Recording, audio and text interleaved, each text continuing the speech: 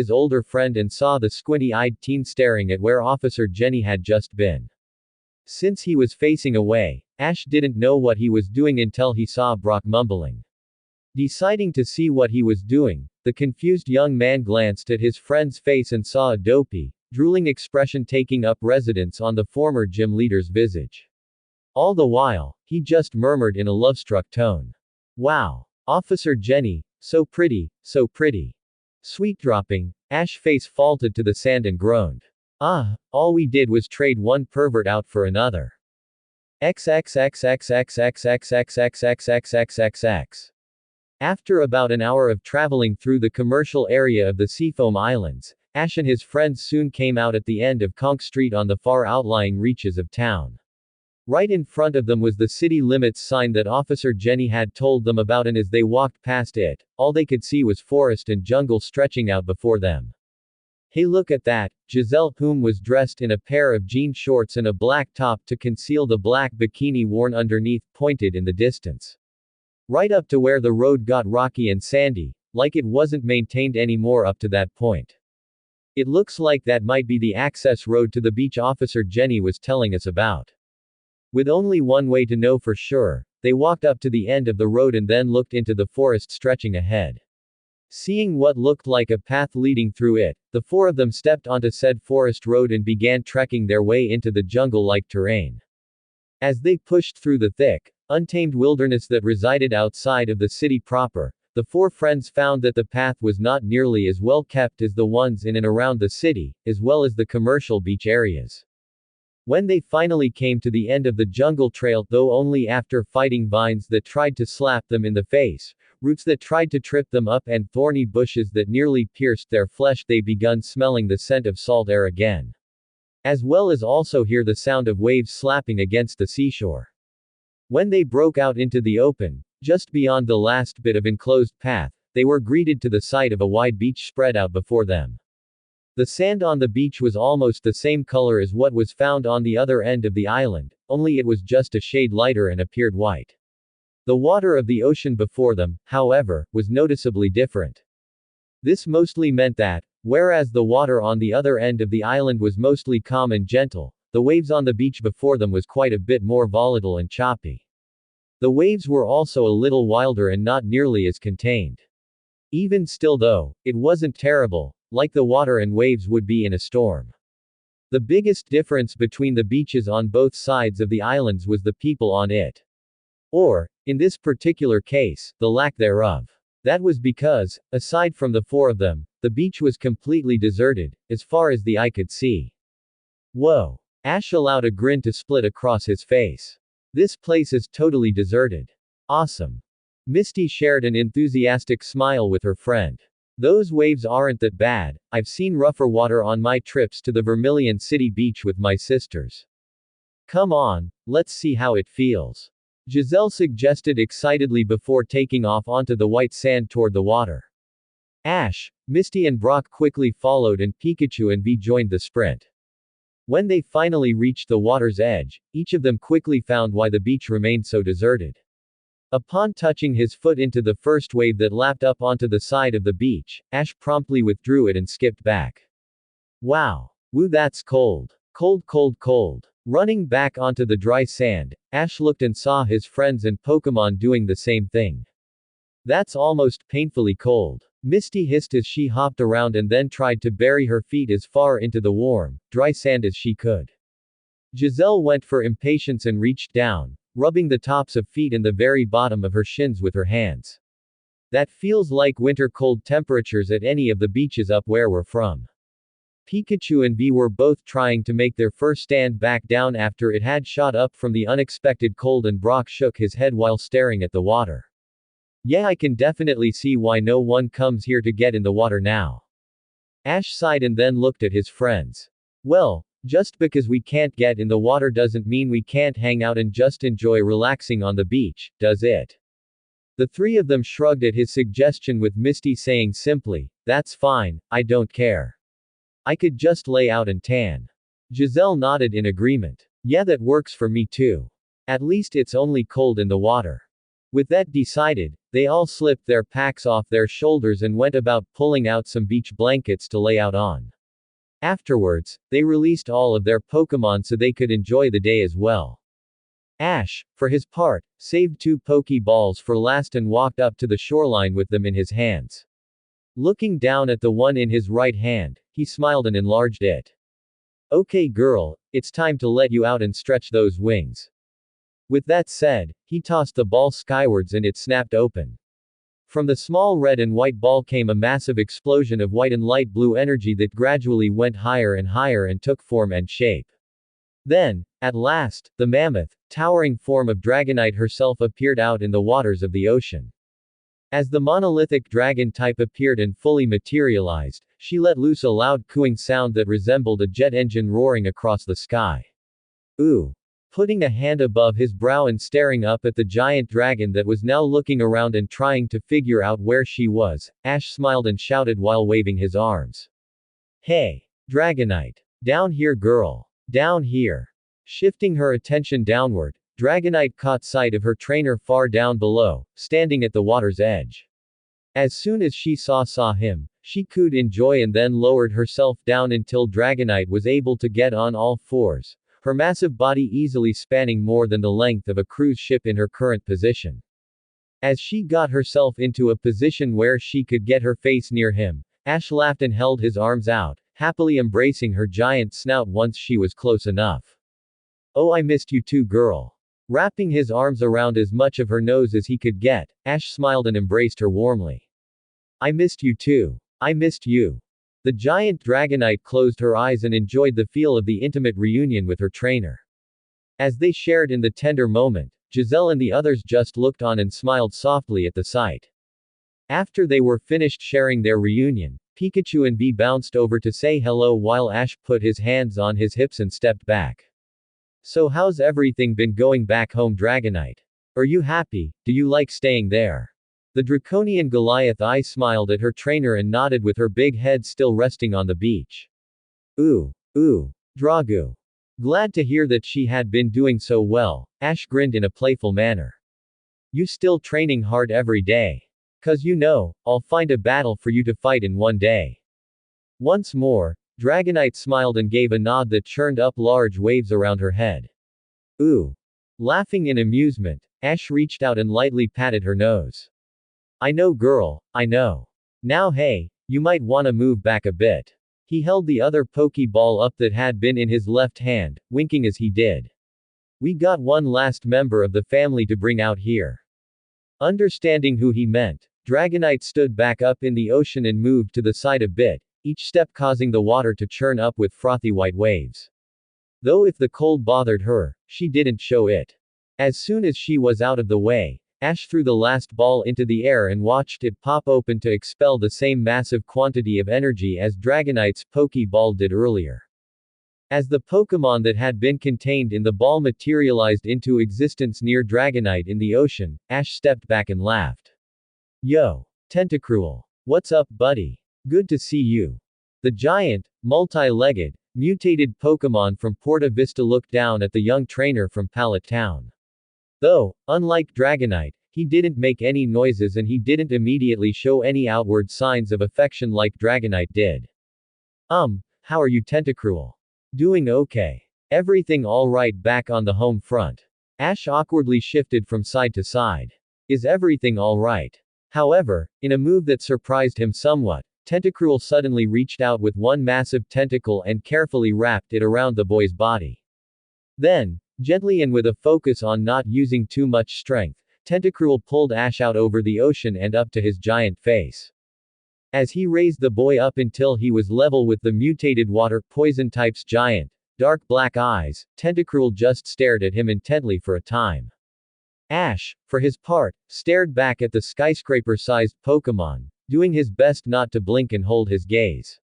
Even though he didn't really know what was going on, he had a feeling he needed to do what he was doing, so he held Tentacruel's gaze. Eventually, the evolved form of Tentacool slowly upturned his eyes until his massive visage was displaying what could best be described as a big-eye smile. Then, in a rumbling tone that practically shook the water below, he finally greeted his trainer. Tentacruel. He then brought Ash forward and all but smushed the boy against the soft, spongy black skin of his face, almost like he was hugging him. Tentacruel. Ooh. Oomph. Oomph. Ah. Tentacruel. I'm glad to see you, too. The black-haired, amber-eyed boy gasped as he was continuously slammed into the soft, bouncy surface that comprised Tentacruel's face. As the poor rookie was repeatedly face smashed over and over again into Tentacruel's cheek in some strange variation of a hug, Brock watched with a hand over his forehead and laughed. Wow. It really looks like Tentacruel missed Ash after all. Misty and Giselle giggled with the former saying in jest. Yeah, I hope he doesn't accidentally ink Ash. After the messy-haired boy was finished getting all but pulverized by his Pokémon, Tentacruel carefully set him back down on the beach. As soon as his feet touched the sand, he wobbled around with swirls in his eyes and then collapsed to his backside. Yeah, are really good to scut Tentacruel. He stammered woozily while laying on his back, which garnered laughs from the others. Eventually, he regained his senses and stood back up before looking at both of his giant Pokémon again. So hey, you two. Since that roadside clearing we stayed at last night was too small for you two, I figured we could spend some time together here on this deserted beach and maybe do some training too. I'd also really like to see what you both have learned so far.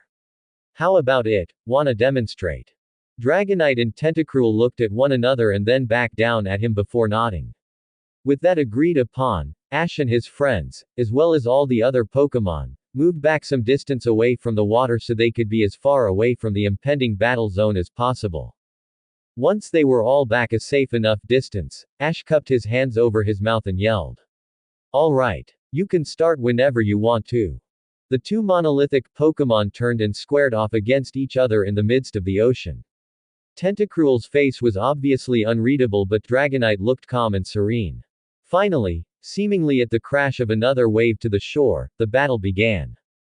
Tentacruel's tentacles moved at speeds far exceeding that of which they were capable of months prior at Hutber Port. They moved like multiple wriggly, powerful serpents, each one seemingly with a mind of its own. Dragonite didn't move at first though. She simply readied herself and tensed up her muscles, flexing her wings as she watched the mass of tentacles approach. Then, just before any could reach her, she suddenly lunged to the side in a quick movement not befitting her huge size. The quick pulse of her wings allowed the air current to help carry her, but as soon as she avoided the initial strike, she turned the tide and went flying at Tentacruel at equally impressive speed. However, just before she could reach her fellow giant and bury a fist into the side of his head, Tentacruel displayed a rather impressive increase in his speed as well and simply dipped his whole body beneath the waves and vanished from sight. The movement was not just quick but also caused a violent churning of waves to form from his fast submersion. Well, look at that speed. Giselle gasped in amazement. They're both a lot faster than before. At that moment, just when Dragonite reached where her sparring partner had just been, several tentacles began exploding up out of the water at rapid speeds. Like columns of dark gray stone erupting from the deep blue itself. Demonstrating another impressive improvement in her skills, Dragonite jumped up and took to the air with one single strong flap of her mighty wings. This was so impressive mostly because of the speed in which she executed the evasive maneuver. Shortly after Ash captured her, it typically took a little bit for Dragonite to get her massive form off the ground and into the air. It usually took several pumps of her wings to do so. Now, however, she had jumped and ascended into the sky with relative ease and grace. Unfortunately, the higher she went, the higher the tentacles chasing her went too. Narrowing her eyes, the supersized dragon type showed just how agile she had become by using quick and fast aerial maneuvers in the air to avoid the flexible, lightning-quick appendages. Twisting, turning, dodging and feinting, Dragonite showed that even the big guy, or in this case, girl, in the ring could move fast. For every tentacle that came her way, she smoothly dodged it and occasionally even smacked one away with either her arms, tail or even one of her wings.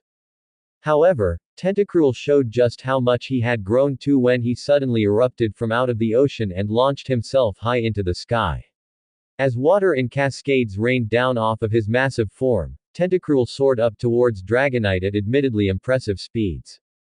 Once he was high enough, Tentacruel brought two powerful Tenta arms up and around over his head and down toward Dragonite.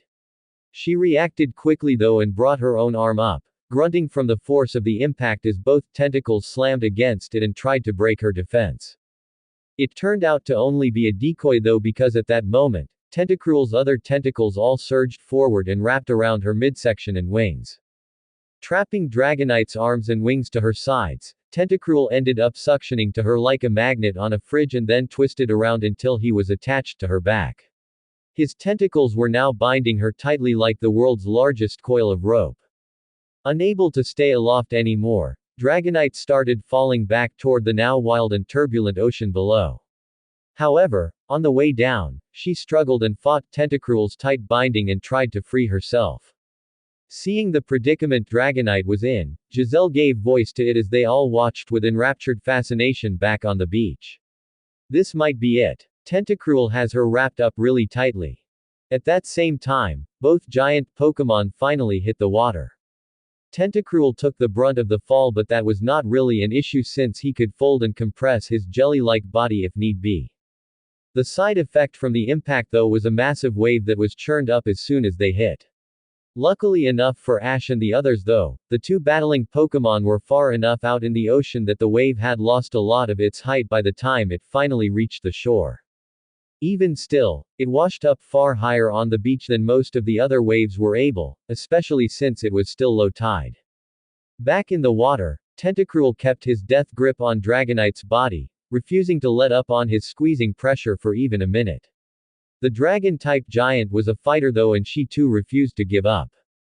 Even though Tentacruel had her wrapped and pinned up, she struggled, fought and thrashed around like mad.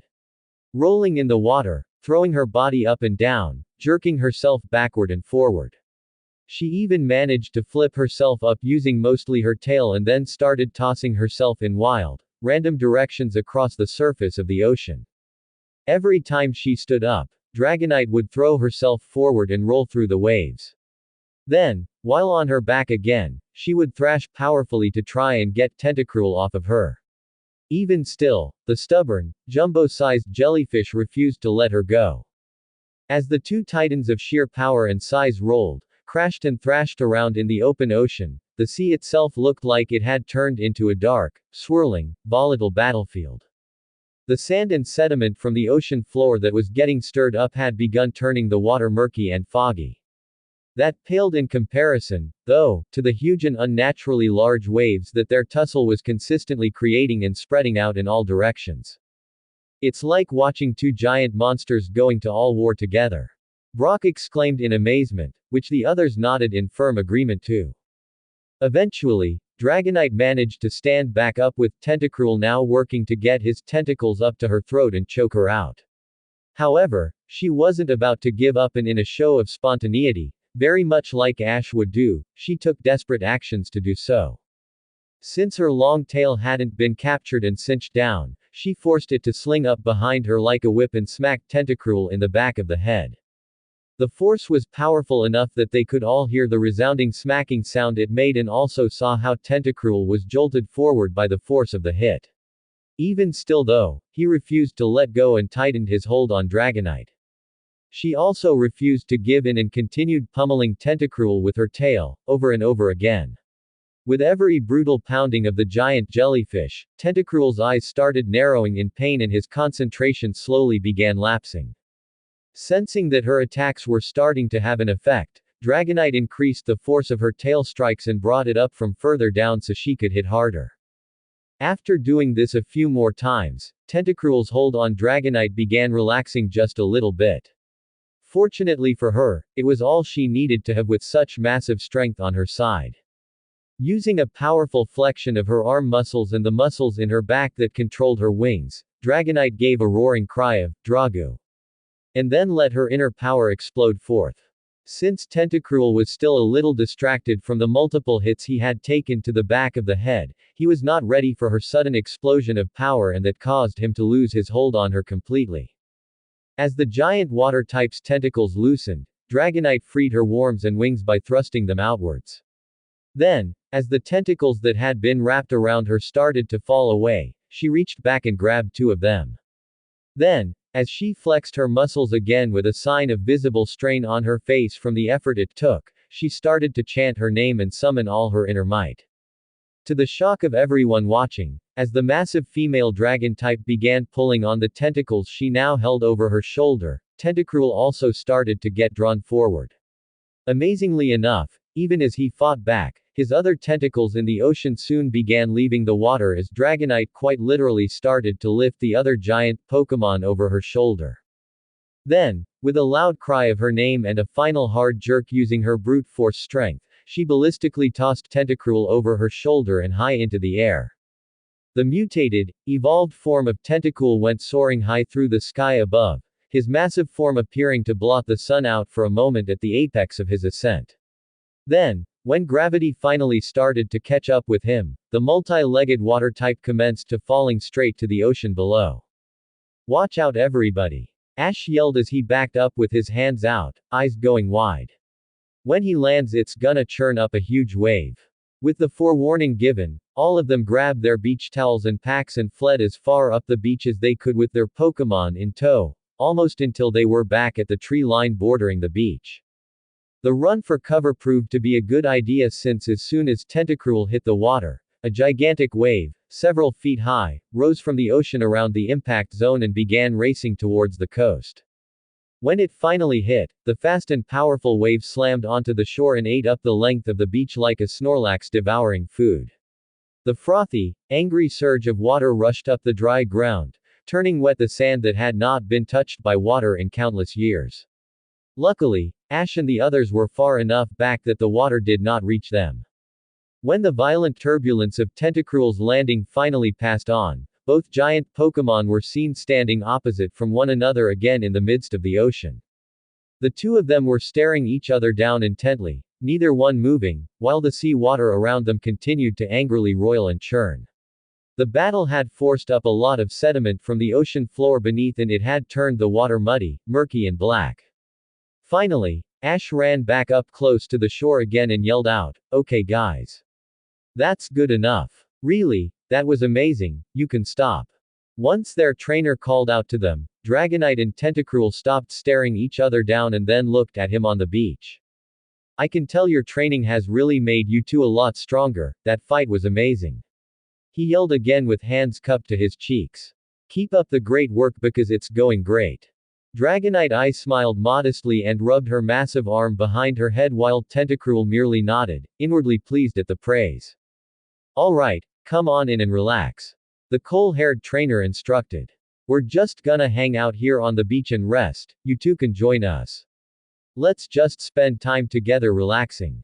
Apparently liking the suggestion, Dragonite and Tentacruel both moved to the shore and then, as soon as they reached the beach, the former walked up on the sand. Finding a large enough area to lay down on her side, she did so and settled on the warm sand to relax her massive form. Even Tentacruel, for his part, got out of the deep part of the ocean and moved onto the beach, dripping a rain of water from his underbelly like small waterfalls as he did so. Eventually, he himself found a place that was near the others but still close enough to the water that the waves could splash in and keep his underside wet. Once he found that ideal spot, Tentacruel lowered himself down until his tentacles were mostly splayed out around him. His body was predominantly laid in the shallows of the beach so his absorbent body could stay moist. Which, being a jellyfish, was a must for Tentacruel. With both of Ash's giant Pokémon gathered around them on the beach in comfortable positions, he and the others went about setting up their little sunning area again. Laying their towels out, situating their packs and getting comfy themselves, Ash, Brock, Misty and Giselle settled themselves down for a relaxing break while their Pokémon all laid out near them as well. Even Haunter found a place to get comfortable and that was under the shade that could be found getting cast by the big shadow that Dragonite's laying form created. Which meant that the abnormally large ghost type was able to relax himself very close to her chest, near her chin.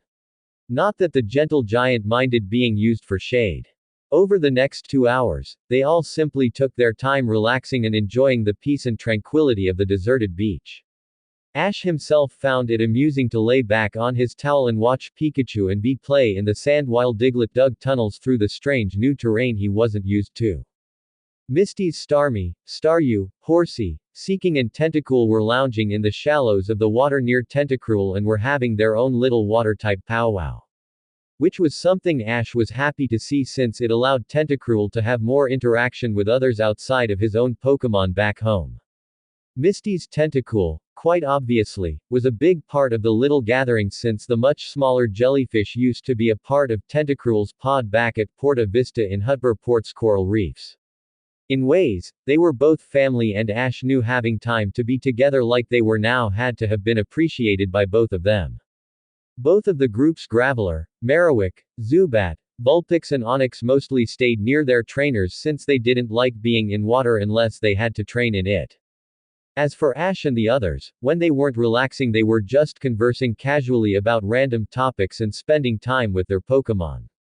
Ash himself built a neat sand castle with Misty, Giselle, Pikachu, Bee and Diglett. Marowak even joined in at the brunette's insistence to keep making him more social. After that, Ash went and sat with Tentacruel and talked with him for a while before doing the same for Dragonite.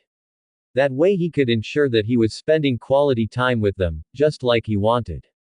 After all of that, the time eventually came for he and Brock to set up their portable cooking equipment and feed all the Pokémon. This time around though, Misty and Giselle helped Brock make the food for all of their Pokémon while Ash focused on making the special meals for his own. It took him somewhat longer than usual since he had to also prepare Dragonite and Tentacruel's food. Recipes that called for him to carefully add the crucial amounts of Enigma berries, of which he always kept on hand in his pack to the food of both giant Pokémon. After all, if not for the special berries, the flavorful, nutrition-packed food he made for Dragonite and Tentacruel would have never been enough to fill their massive bellies. In fact, it was when Ash was making both of their own food after preparing Pikachu, Bee and Diglett's that he found himself thankful for two things. The first was him being glad that he had sent an Enigma berry to the lab back home shortly after capturing Dragonite. This was after he had found out how he needed to prepare her food to satisfy her enormous hunger using said berry. Since Enigma berries could grow overnight, one was all he had needed to send back to the Oak Ranch. Apparently, the professor had planted the first one in an enclosed little fence behind the lab and that was where his own supply came from. Similar to how, if needed, Ash could plant one of his own precious Enigma berries along the side of the road at night and then awaken the next morning to one or two new berries having grown overnight. Once more proving false the erroneous rumor that Kanto soil was ill-suited to growing berries. The second thing he was thankful for came to him as he chopped up the berry in question that he needed to add to Dragonite and Tentacruel's large brown pellet food as the final ingredient. And that thing was Professor Oak and probably Salia now as well. Ash found himself very thankful that both of them were so willing to go through all the extra trouble just to prepare his Pokemon's special food for them every day. Something he knew wasn't easy with all the other obligations they had to tend to every day. Which made him appreciate it all the more. Once they were finally done feeding all of their Pokémon, the four of them decided that it was time to eat something themselves. However, instead of them making food, they decided to just do the easiest and laziest thing and go into town to eat. That decision found the four of them returning all of their Pokémon soon enough, packing up and then heading back into Seafoam City. Only once Misty and Giselle had thrown a pair of blue jean shorts on to cover their bikini bottoms of course. Afterwards, they all slid on the flip-flops that they each kept a pair of in their packs and left the beach. It took a while, almost half an hour, but eventually they made it back into the tourist town of Seafoam and found a place to eat. The shop was simple. Just a small sandwich stand squeezed in between a souvenir shop and a screen printing t-shirt place. The four of them took their time eating, enjoying the surprisingly good food, warm temperature and watching people walking up and down the street beside the outdoor patio area they were seated at. Once they were finished eating, they decided to head back to their own private beach but along the way, they had to go past the crowded beach areas that were full of people.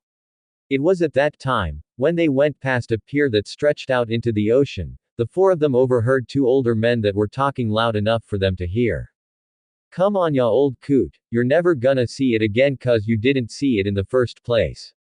The first man that spoke was addressing his white-haired companion, whom had himself slightly bent at the shoulders while looking out through a pair of high-powered, stand-up binoculars that were found on almost every pier in the area. Oh yes I did. I told ya I did. The elderly man with his eyes glued to the binocular telescope yelled back as he swiveled the blue magnifying device this way and that. I saw it flying across the sky, pretty as a shot. His friend snorted and crossed his arms.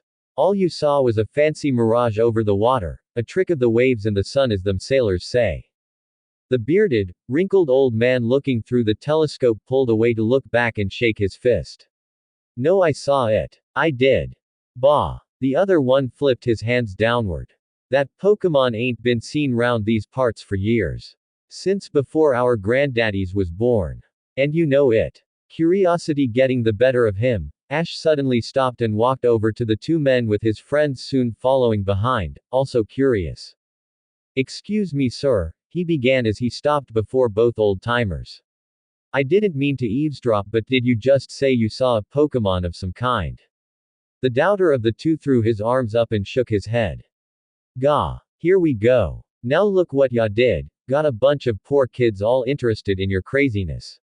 The bearded man glared at his companion before looking back at Ash and nodding, his face becoming excited. Yes indeed I did young'un. I saw a rare, mythical Pokémon that ain't no one seen in years. But I did. Yes sir, I saw it right here in this very spot, with these very binoculars. He tapped the telescope in question while Giselle asked politely. What kind of Pokémon did you see sir? Looking up, the man smiled fondly and began to reminisce. It was about 2 weeks or so ago now. I come out here to this very pier almost every evening to watch the ocean but on one night when the moon was high in the sky, that's when I saw something I'll never forget. He then turned and gestured at the ocean out in front of them. On that night, the clouds were hanging pretty low but as I looked out at the moon above, I saw a Pokémon I won't ever forget flying across the sky. Right beneath the cloud line and in the light of the moon. He then gestured with his hands grandly. It was big, biggest bird I've ever seen. As soon as I saw it appear, I ran over here to this telescope and got a real clear view. Turning to them again, he continued gesturing with his hands. It was blue, like a light blue the color of real cold ice. It also had white feathers, white as snow, around its belly and a sharp, dark blue crest on its head. Its wings were long, like the size of long flags on a pole and its tail feathers were even longer. They trailed behind it, floating almost like they were dancing on the breeze. He then looked up again as his eyes went distant. But the most amazing thing was the way it seemed to leave a shine of sparkles behind its tail feathers. Like small little snowflakes of ice. I swear it was the most beautiful and graceful thing I ever did see. I watched it until it flew for a ways and then went up above the clouds and vanished. Like a ghost in the night. Wow, Misty breathed in awe. Do you know what it was? The old man smiled at her and nodded as his friend rolled his eyes and looked away. Well I didn't then but after I saw it, I went to the library here on the island and got myself a book on Pokémon right here in the Seafoam Islands. He then held his hands out for dramatic effect. I searched and searched but I couldn't find any Pokémon even closely matching it. Then, one day, I came across a section in the book talking about the myths and legends around the Seafoam Islands and I found it. I'm totally sure now that what I saw was Articuno. Their mouths all dropped open at that and their eyes widened as they announced together, Articuno. He nodded. Yep. I'm tellin' ya, I saw it. The other old man shot back. And I'm tellin' you, ya didn't see anything. Now you're lying to these kids. The passionate believer glared at him. I told ya for the millionth time, I know what I saw. He then looked back at the four friends and smiled apologetically. Sorry bout that kids, my old friend here thinks I've just been huffin' the old tentacool ink.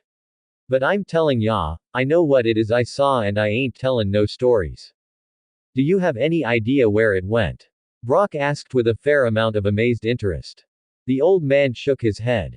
Unfortunately no, and I've been coming out here every day just to hope to see it again, but I never have. So you have no idea where it might have went? Giselle asked. Well, He put a hand to his chin and stroked his beard thoughtfully. I know in local legends, it says that the second of the Seafoam Islands was supposed to be a nest in place of Articuno. He then held a finger up.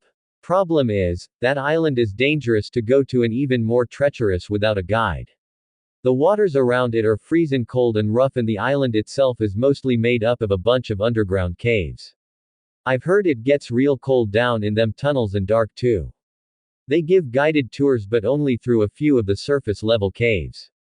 He then frowned intently. There are whole levels far below that no one's ever been into and lived to tell about. It's dangerous, that's why no one knows for certain whether or not Articuno lives there. The other old man snapped back. That's because it isn't, ya old fool. Turning away from Ash and the others, the bearded one yelled back. Don't tell me what I ain't seen, ya grumpy old codger. As the two old men began bickering and fighting back and forth again, Ash pulled his friends aside and had them walk a little ways off before stopping and looking at them excitedly. Guys, this is it, I know what we can do. As if knowing what her first real friend was about to suggest, Misty sighed and dropped her head.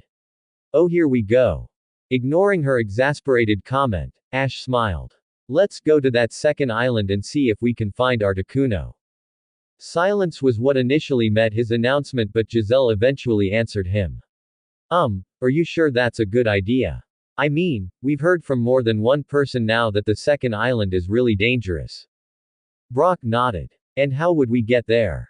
We'd probably have to charter a boat of some kind, which would be expensive. And if we didn't do that, then we'd probably have to find some way to get involved in one of those big group tours to the island. Misty spoke up then. Yeah, and you know from what we've been told, Ash, the tour groups that actually go into the cave on that island never go too far in because of the danger.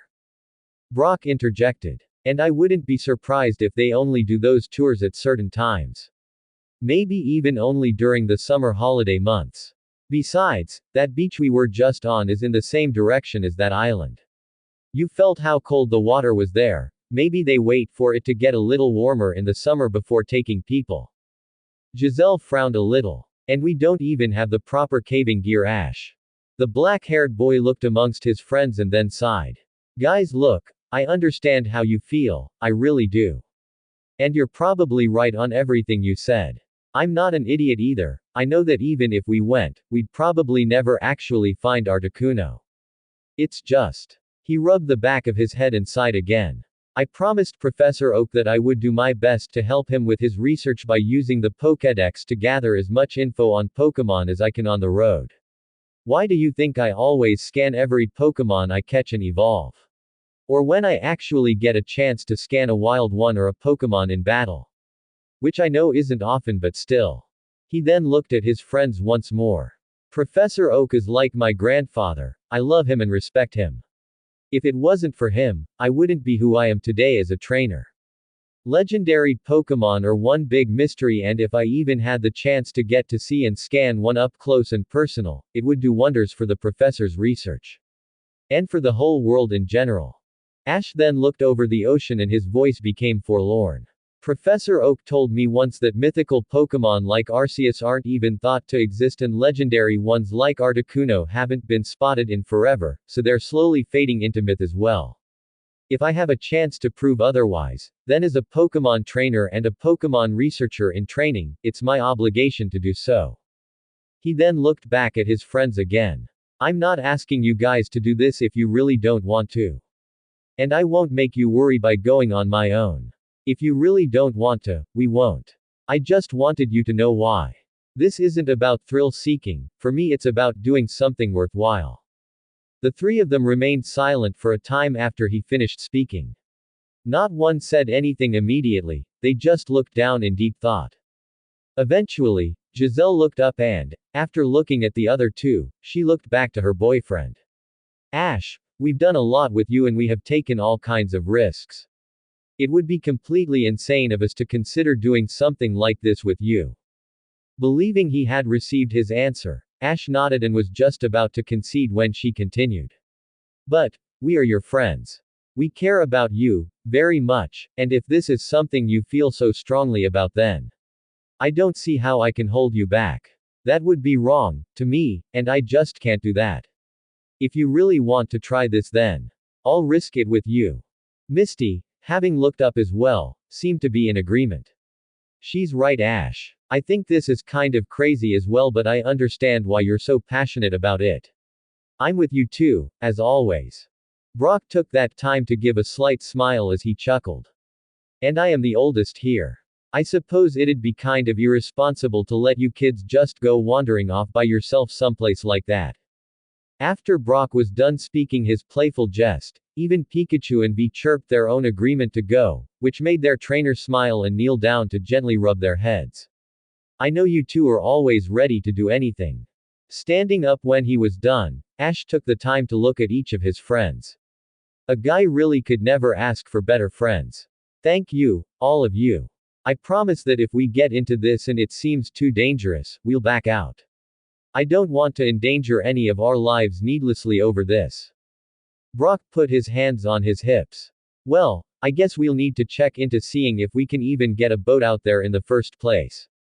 Then maybe also look into seeing if there is a place around here that might somehow end up selling caving equipment. Better to be prepared. Ash nodded in agreement. We don't need a boat, I'm pretty sure I already have the travel plans figured out. You're right about the caving gear though. It's a long shot, but maybe a shop around here sells some since they do guided tours in that cave. With a general plan of attack laid out, per se, the foursome set out into the city again and started looking for a place that sold caving equipment. It was a mission that took a little while in asking one of the other shop owners, but after being on the search long enough, their efforts finally paid off. They ended up getting pointed to a shop down near the harbor that sold caving equipment and also served as the location for where guided tours of the second island were gathered together.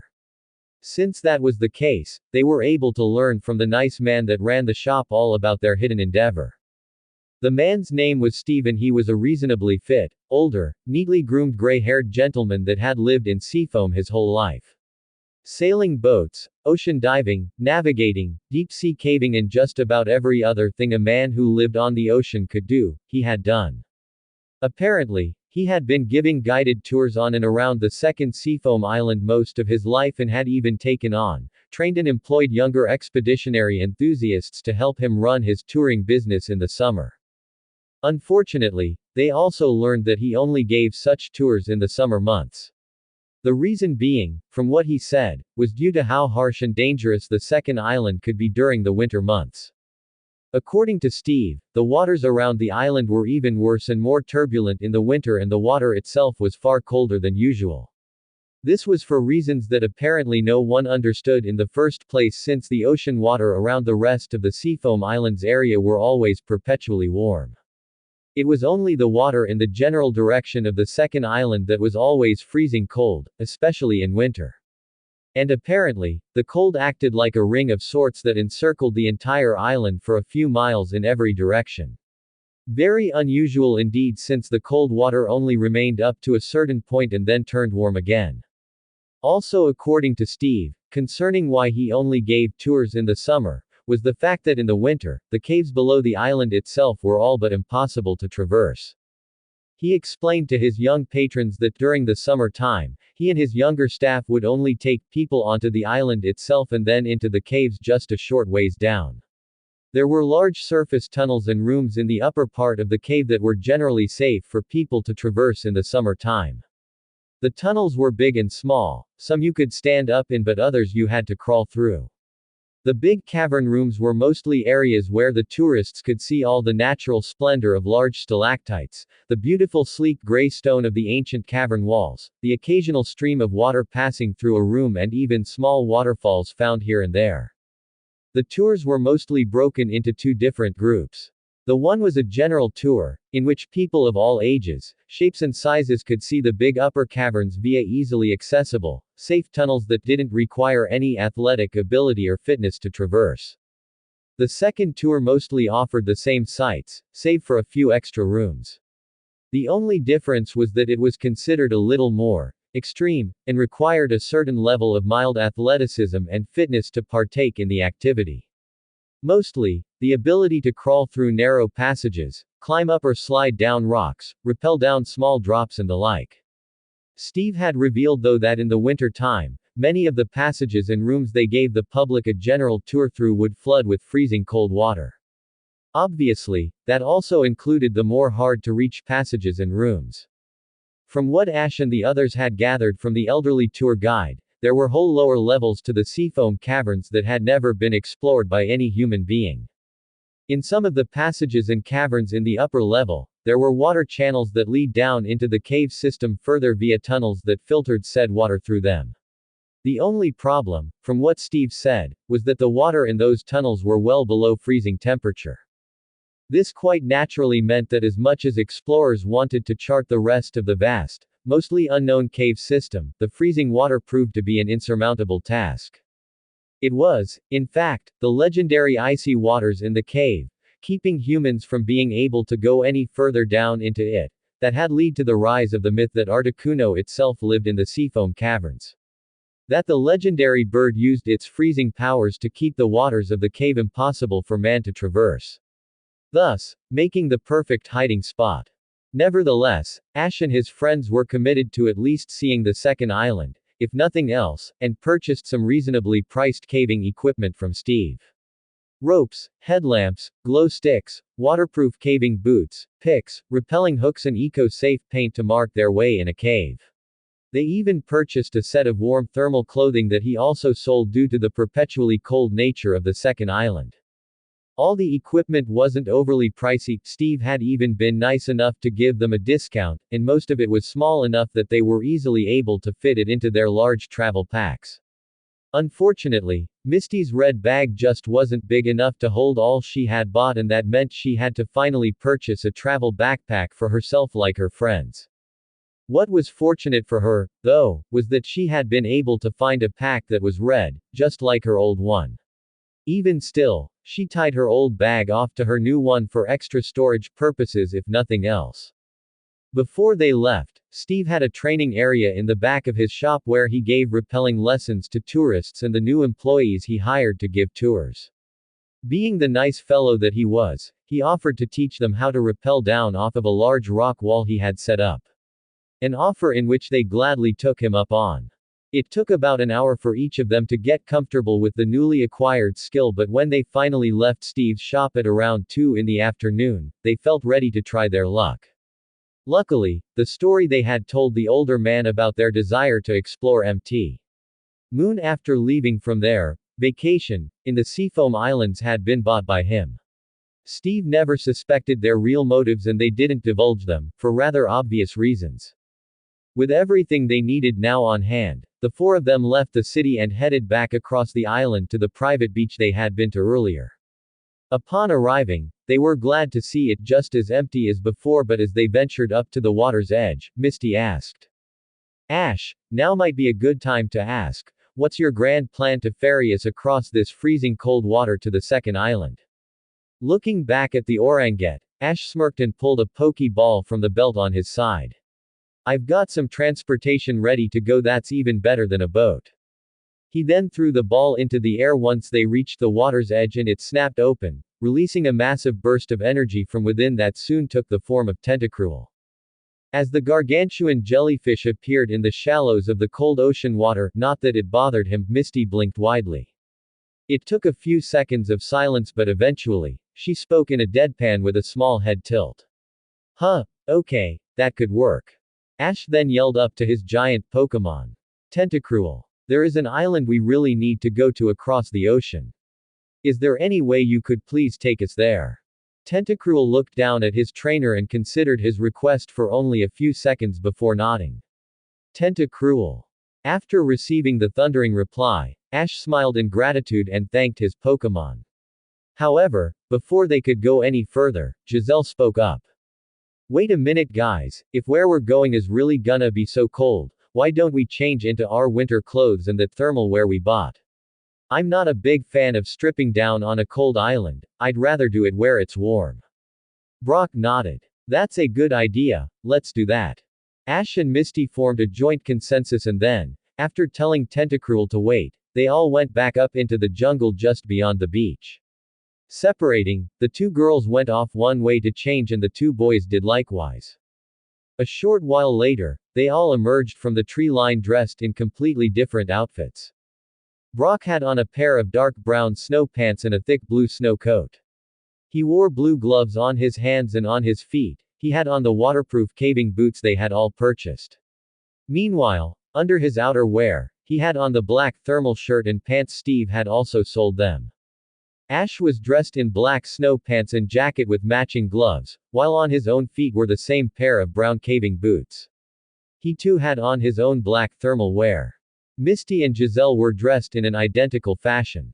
They both had on snow pants, jacket and gloves, like the boys. Only, Misty's pants were light blue, her jacket was red and her gloves were the same color. Giselle's pants were pink, like her gloves, but her jacket was white. Both girls also wore the same brown caving boots and thermal wear. However, since their thermal was in the women's line of design, the color of both sets were pink instead of black. Not that anyone could see. As they came back together, Misty fanned herself and panted. Okay, let's get across that water to the island because if I stay on this beach much longer dressed in these clothes, I'm gonna die from heat exhaustion. Falling into firm agreement with Misty, they all headed back to the water quickly while cinching their packs down to their jackets tightly. Pikachu and V were both riding on Ash's pack instead of his shoulders. Once they arrived at the water's edge and told Tentacruel they were ready, the oversized water type reached down with his tentacles and gently grasped onto the much smaller humans. Then, just as carefully, he brought them all up to him out across the water and placed the young trainers upon his head. Right in between the two ruby-like gems set into his cranium and above the smaller third one that was closer to his eyes. As soon as they were placed onto Tentacruel's head and could see the cresting ocean waves in the water far below their current height, Giselle breathed out slowly to get the nervousness from her belly that came from being so high up. Brock himself appeared to be in the same position. Ash and Misty, on the other hand, looked quite comfortable. Ash, quite naturally, because he had been in such a position before, and Misty, for her part, because she was sitting on top of a giant version of one of her all-time favorite Pokémon. Oh, this is so incredible. She practically gushed like a fangirl as she laid down and hugged the soft, spongy, yet firm blue skin of Tentacruel's head. I've always loved Tentacruel since I was a little girl and now I'm riding on top of the biggest one in the whole world. Thank you so much Tentacruel for letting us do this. The serious and no-nonsense dual-type Pokémon felt his blackened cheeks try to turn the faintest shade of red as the girl on top of him hugged his head. Ash, on the other hand, sighed and took a moment to enjoy the view. Man, look at this guys, you can see a lot from up here. Misty and the others did as he suggested and looked out at the horizon from the tower that was the top of Tentacruel's head. And indeed, Ash's words were true. From where they were now, they were able not just to see most of the first island, city and all, they were also able to see the Seafoam Bridge and the mainland that lead back to Fuchsia City. Though there was still some of the large island they could not see, even from the top of Tentacruel. Wow! Giselle breathed. That really is an amazing sight. The others nodded in agreement, but then Ash looked over and addressed the older boy to his right. Hey, do you wanna pull out that map of yours, Brock? It should hopefully point to what general direction the second island is in. The squinty-eyed teen removed his pack and fished out his map from inside of it before opening it to the section that showed the Seafoam Islands. Brock followed the map with his finger and then looked out into the distance of the ocean behind them.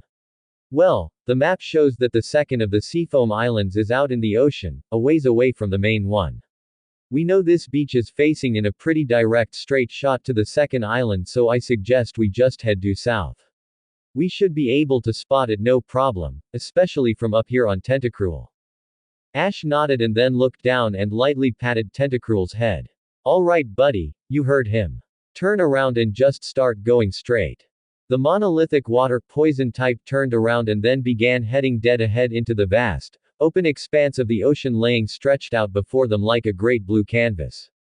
As Tentacruel ventured farther and farther into the water, his body began sinking gradually lower until eventually, when they were almost a full mile out from the shore, he was now a full half shorter than he really was. Even still, with half of himself submerged in the great, vast deep of the ocean surrounding them on all sides, Tentacruel was still quite a ways away from having his head touching the water. Looking over the side, Brock shook his head and whistled in amazement. That's incredible. We have to be at least a mile out and the depth at this point must be very deep. Yet Tentacruel isn't even touching the water yet with his face, amazing. Misty and Giselle both nodded in equal terms of amazement, but Ash, for his part, kept his eyes on the horizon for any sign of the island they were looking for. After being at sea on the head of Tentacruel for a time, until even the giant Pokémon himself was eventually down in the water and only his eyes were visible, meaning that he was now swimming along in the great depths beneath, Misty finally spotted something and put a hand over her eyes. Hey! Look! I can see something. Everyone looked in the direction she was staring and caught the noticeable sight of a small island beginning to appear in the distance. Seeing this, Brock smiled and looked down at the map. Okay guys, I think that's it. Ash patted his Pokemon's head at that. Straight ahead Tentacruel, keep heading straight ahead. For the next few minutes, Tentacruel continued swimming toward the island, but as they got closer, they could feel and see the water below getting rougher. So rough in fact that even Tentacruel started to have to fight to continue pushing himself through the angry waves. The water has really gotten bad. Giselle stammered nervously as she grasped onto Tentacruel's head tighter due to the turbulence they could feel building below them. Stay strong Tentacruel, you're almost there. Ash encouraged with an intense look on his face as he watched the island that was now so close. They could make out the rough, rugged features of the large rocks that seemed to make up the island itself. Grunting with the force it took to push through the surprisingly rough, choppy waters, Tentacruel kept his focus and continued pushing on. And as he did, the ride for the others on top of him only became more shaky and tremulous. I didn't think Tentacruel would have this hard a time getting through the water. Misty yelled as the waves pummeled the side of the Pokemon's head who was ferrying them. Well, that man Steve did say the waters were rough this time of year. Brock shouted back over the roar of the raging water around them. I don't see how a boat or even a normal-sized Pokemon could get through this if it wasn't the right time of year. Ash shouted as he kept an arm to his face in order to block as much of the freezing cold water from spraying up into it as he could. Pikachu and V were, by this point, holding onto their trainer's pack as tightly as they could. And the water is so frigidly cold. Giselle hissed as she was forced to move further up Tentacruel's head after a splash of water came up and landed on her leg. It felt much like liquid ice had landed on her. After fighting for a few more moments, Tentacruel finally managed to break past the angry barrier of waves and turbulent water that was trying to keep them from the island. As he approached the rocky shore, Tentacruel raised himself up a little since his tentacles finally found purchase in the sandy bottom below. As he did this, he extended his head forward and down so that his trainer and the others could jump straight down onto the island and not into the freezing water in the shallows. As soon as they jumped carefully down and landed on the sandy, rocky shore, Ash turned around and called up to his Pokémon. Thank you Tentacruel, you did a great job. He then pulled out his Pokeball. Come back and have a good rest, you deserve it. After returning the gigantic jellyfish to his ball, Ash turned back around and looked at the island before them as he put it away. Well guys, we're finally here. Giselle looked around at the large space that the island occupied.